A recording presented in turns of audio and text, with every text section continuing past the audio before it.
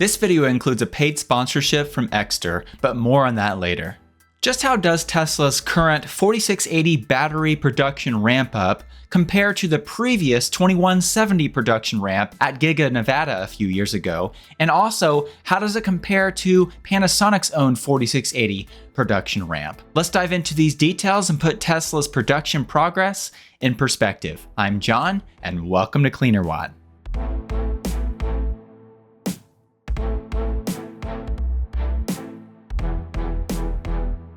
First of all, I think it's really important that I mention that Tesla is really new when it comes to battery production. They really only have 2 to 3 years of experience. Now, before you bring up Gigafactory Nevada as proof of Tesla's past battery manufacturing experience, I must make it clear once again that Panasonic is the one who manufactures the 2170 batteries coming out of Gigafactory Nevada and not Tesla. Tesla owns the building and leases the battery manufacturing portion of the factory to Panasonic. Panasonic owns and operates the battery manufacturing machines and then turns around and sells the 2170 batteries to Tesla. I'm sure that the Tesla team has gleaned some helpful knowledge from the operations at Gigafactory Nevada, but it's not quite the same as doing the production yourself. Back in September of 2020 at Tesla's Battery Day, Drew Baglino said the following about their pilot production line. This is not just a concept or a rendering. We're starting to ramp up manufacturing of these cells at our pilot 10 gigawatt hour production facility just around the corner. On this topic, Elon Musk added, to be clear, it will take about a year to reach the 10 gigawatt hour capacity. So 10 gigawatt hours per year was the initial goal for this factory. But what's the reality? What does production actually look like some 2 years after Battery Day? Well, according to a recent video posted by Dylan on the Electrified YouTube channel, Tesla has increased 4680 cell production from around the 60,000 battery cells per day that I mentioned in a previous video to about 100,000 cells per day at their pilot facility, which is now an annual run rate of over 3 gigawatt hours per year, which is still far short of the 10 gigawatt hour per year goal. And this is due to, as Elon Musk put it, dozens of little issues. If everything had gone to plan and Tesla had reached 10 gigawatt hours per year last September, September of 2021, Tesla's much loftier goal of producing 100 gigawatt hours of 4680 batteries in 2022 should have been a possibility.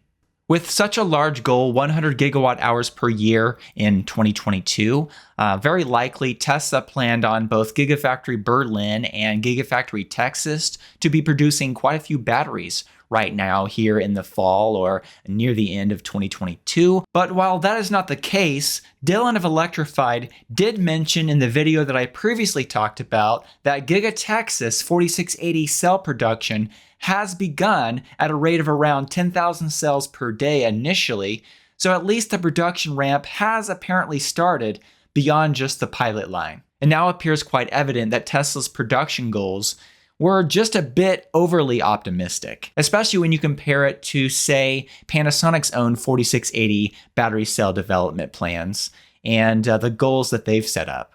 For example, for comparison, for Tesla to go from the announcement of the 4680 battery format and their pilot facility in September of 2020 to 10 gigawatt hours per year by September of 2021 and to 100 gigawatt hours of mass 4680 production in 2022, this was really an unrealistic expectation. That's quite an aggressive plan and quite an aggressive ramp, especially when you take into account, as we'll talk about in a minute, everything that's involved with these new 4680 batteries. It's not just about a new format, it's also about several new manufacturing technologies as well.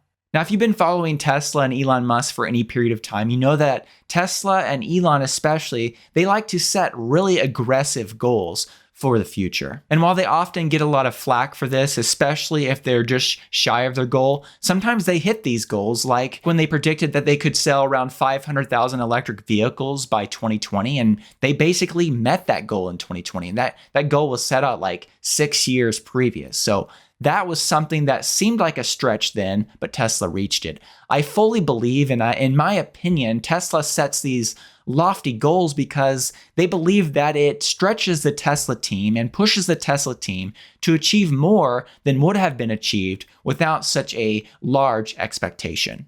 Unlike Tesla, however, Panasonic, when it comes to their production progress and their production plans for their 4680 battery technology, they've been much more conservative and you could say realistic when it comes to the expectations that they've set. We'll talk about that in just a minute, but before I do, I want to talk about the sponsor of today's video, Exter. Exter offers a number of slim, innovative smart wallets that can replace your bulky bifold or trifold wallet with a smart 21st century wallet. My favorite is definitely the ultra slim carbon fiber card holder. It's made with 3K space grade carbon fiber, so it should last a really long time. It's nice and light. It has a place here for cash, this clip here, you can stick cash or other cards or papers there. It's got space for extra cards in the back and an easy way to access that. It's also, once again, got that built-in quick access card holder system, so you can just, with a push of a button, do that, and then get quick access to your cards, whether your credit cards, your driver's license, etc. Exter also offers these smart trackable cards that you can stick in your wallet, and with a downloadable app, you can track down where this card is. Of course, if it's stuck in your wallet, then you'd be able to track down where you left your wallet or where you lost your wallet. For Apple users, Exter even offers wallet and card holder options that are AirTag compatible. There are a number of sales right now on the Exter website, so make sure that you go over to shop.exter.com/Cleanerwatt and catch one of these sales and upgrade your wallet today. I'll also put a link to that in the video description. So now moving back to Panasonic's own 4680 battery development and their plans. Shortly after Battery Day, Panasonic announced that they would also be developing their own 4680 battery cell for Tesla as well.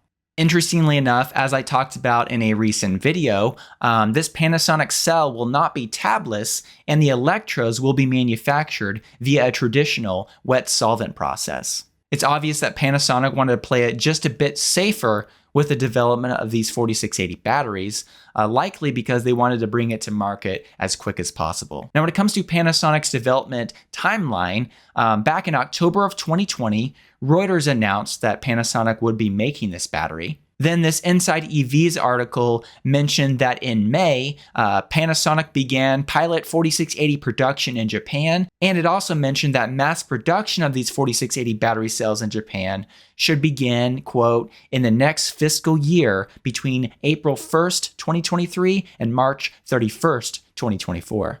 This June Inside EVs article also mentioned that pilot 4680 battery cells had been shipped to Tesla already. Now, when this Inside EVs article talks about Panasonic reaching mass production in the next fiscal year, they mention a rumor that that is actually referring to their pilot line reaching 10 gigawatt hours per year. So if Panasonic is indeed able to reach somewhere around 10 gigawatt hours per year of these 4680 batteries at their pilot facility in Japan sometime in the next fiscal year, that would be some 2.5 to 3+ years after the initial announcement in October of 2020.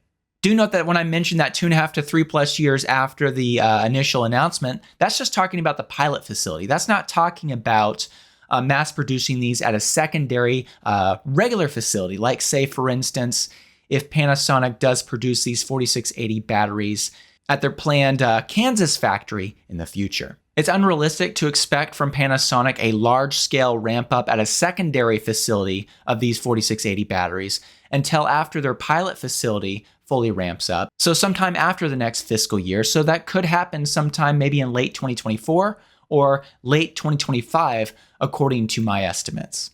Now, of course, I just provided Panasonic's 4680 production plans as one element of perspective, but I'd like to now move back to the history of Gigafactory Nevada and the 2170 battery production there. When Panasonic was first ramping up battery production at Gigafactory Nevada in 2017, the production ramp was a bit slower than Tesla and Panasonic would have hoped. And it's important to note that Panasonic was in 2017 and still is a very experienced and respected battery manufacturer, and it even took them some time to work out the kinks. Now, one of the reasons why I believe this is a good example, talking about Panasonic's ramp of Gigafactory Nevada and the 2170 form factor, the reason I believe this is a good example to compare to Tesla's ramping is because we are talking here about a new form factor. Panasonic had been manufacturing 18650, smaller 18650 lithium-ion battery cells in Japan, but Tesla wanted to move to a larger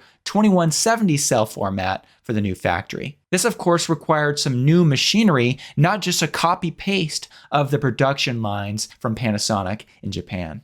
When it comes to operating new machinery, you don't know what you don't know, and it's hard to predict what's going to happen with machines in the future, and it really takes time before you can figure this all out and reliably manufacture with new machines. One helpful way to look at this is with a basic timeline of initial production at Gigafactory Nevada and the time it actually took them to reach the initial goal that was set of 35 gigawatt hours of batteries being produced per year by 2020. So in January of 2017, initial 2170 battery production began. By December of 2018, Panasonic had 11 battery cell production lines in operation. Now, of course, as I mentioned, the goal was to reach 35 gigawatt hours of batteries being produced per year by 2020.